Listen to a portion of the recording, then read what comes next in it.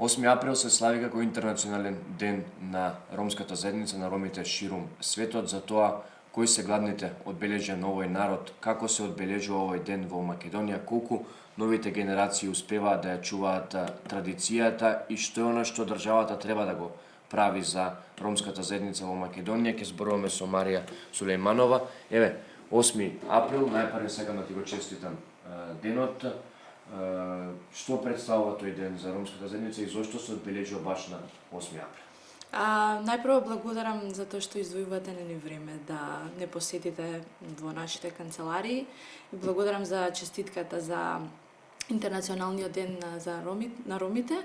Инаку овој ден се слави како интернационален ден за одбележување фактички на здружувањето на ромската заедница, за одлучувањето во однос на обележјата на заедницата, како што се знамето, како што е химната, како што е ромскиот јазик. И тоа датира од 1971 година. Меѓутоа 8 април како интернационален ден на ромите се слави од 1990 година, значи низ државите, значи низ светот. Така да за нас овој ден, пред се за активистите кои што работат на прашања кои што се однесуваат на ромската заедница, за нас тоа значи да се даде значи значење на заедницата на овој ден, затоа што најчесто имаме простор да говориме и за нашите проблеми, и за тоа што е потребно на заедницата, меѓутоа и за успесите на ромската заедница. Значи се дава еден таков простор и на национално ниво, меѓутоа и на европско ниво, за да се говори за заедницата. Така ги спомнавте вие што представува овој ден, кои се главните обележја, со што се карактеризира ромскиот народ, што го карактеризира и што го издвојува и го прави како таков посебен народ? Што го издвојувам? Веројатно го издвојува тоа што обстојува со векови и на нашите простори, нели, на Балканот и во другите држави, што успева, нели, да ги зачува својата традиција, своите одлики, меѓутоа да го зачува и ромскиот јазик, што е особено тешко за заедници кои што, да кажеме, немаат доволна институционална поддршка, меѓутоа заедницата успеала да го зачува тоа. И сето тоа се одвивало, нели, со пренесување на знаењето од генерација на генерација, или ја би го издвоила тоа сторителинг или кажувањето на приказната како едно главно обележје на начин на кој што, нели, ние и дознаваме за заедницата, за нас, значи како претходните генерации живееле, меѓутоа и како ние фактички функционираме во денешно време. Спомнавте традицијата, спомнавте јазикот, колку новите генерации кои што доаѓаат успеваат да го сочуваат и ромскиот јазик како е богатство на народот, меѓутоа и сите оние други традиции кои што се карактеристични за ромскиот јазик и на тој начин да го продолжат од колена на колена да го пренесуваат.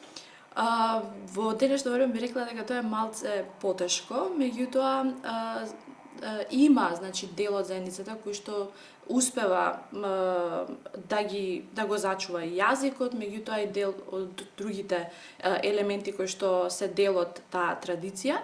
Морам да споменам дека не сите роми во нашата држава го говорат ромскиот јазик, значи има роми кои што живеат во други делови од државата кои што говорат други јазици, како турски, како албански јазик или говорење само на македонскиот јазик, меѓутоа има и роми кои што нели го говорат ромскиот јазик, најчесто тоа е во Скопје и во Куманово, меѓутоа ромскиот јазик како таков ние велиме дека не е главно обележје, ниту па е услов за да се смета, нели, дека мора да се говори јазикот за да се биде дел од заедницата. Не, тоа зависи од тоа колку, нели, луѓето кои што живееле во тоа мало, да речем, биле исто така и на некој начин под асимилација, за да можат да ги, нели, за да можеле да ги зачуваат оние обележја како што и самиот ромски јазик. Вие спомнавте на почетокот дека ова е ден кога треба да се посочи дека се присутни во општеството, дека треба да се испратат пораки, дека треба да се поздрави доколку нешто е добро, се прави.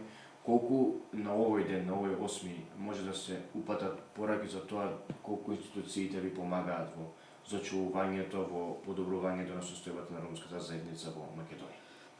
Така, значи, да речеме таа помош или поддршка или насочена поддршка кон ромската заедница ја има во нашата држава. Морам да кажам дека Македонија представува еден од добрите примери на држави кои што се залагале за инклузија на ромите, затоа што имаме различни програми, имаме стратегија за роми која што се имплементира, таква стратегија имаме и во другите држави. Меѓутоа Македонија, да речем, дека секогаш се издвојувала со некои подобри бројки или подобра статистика. Меѓутоа сето тоа не е доволно за да се подобри ситуацијата на заедницата, значи треба многу повеќе да се работи, треба повеќе да се вложува, особено во инфраструктура, во подобрување на ромските мала, кои што моментално се неурбанизирани, така да се прават работи, има програми, јас би издвоила програмата на Министерството за образование, да речем, во однос на доделувањето на стипендии за средношколци и студенти, како една најуспешна програма, меѓутоа мора да се каже дека сето тоа не е доволно, треба да се работи многу повеќе, треба државата многу повеќе да извојува средства и да инвестира. Еве, како дел од Ромалитико, како активист кој што работите за подобрување на состојбата, која е вашата порака до сите членови на ромската заедница по повод вашиот празник, меѓутоа и до сите оние други, еве, за нас како ваши сограѓани, што е нешто треба да се прави, која порака ја пренесувате на овој ден? На заедницата би го честитала Интернационалниот ден на ромите, значи тоа е ден во кој што треба да се здружиме, во кој што треба да се ги здружиме силите, заеднички ни да пренесеме порака дека треба да бидеме еднакво почитувани, да бараме еднаквост во општеството, еднакви права како и другите заедници во државата и на сограѓаните. Пораката која што би опатила, нормално е да се има почит помеѓу нас, да бидат малце да речам, заинтересирани за тоа како нивните соседи можеби живеат, какви традиции имаат, какви вредности. На тој начин ќе сватиме дека и не сме до толку различни, сепак живееме на Балканот. Дел од нас можеби повеќе ги сочувале некои традиции и вредности, дел од нас можеби не, меѓутоа во заеднички разговор ќе сватиме дека многу од тие традиции ни се и заеднички. Така да пораката е да повеќе се дружиме можеби и да се запознаеме можеби подобро. Ти благодарам и уште еднаш ви го честитам денешниот. Благодарам.